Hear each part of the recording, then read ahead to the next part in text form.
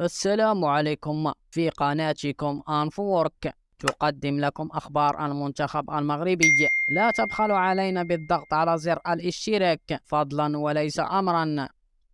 قبل انتهاء كأس العالم للأندية 2023 المقامة بالمغرب، الريال مدريد ستواجه الهلال السعودي في النهائي. أثارت لقطة لرئيس الجامعة الملكية المغربية فوزي لقجع مع رئيس الفيفا أنفانتينو، جعله يلبس قميص المنتخب المغربي فخرا لما قدمه المنتخب في المونديال، وجعله يشارك في مباراة بين أساطير كرة القدم المغربية.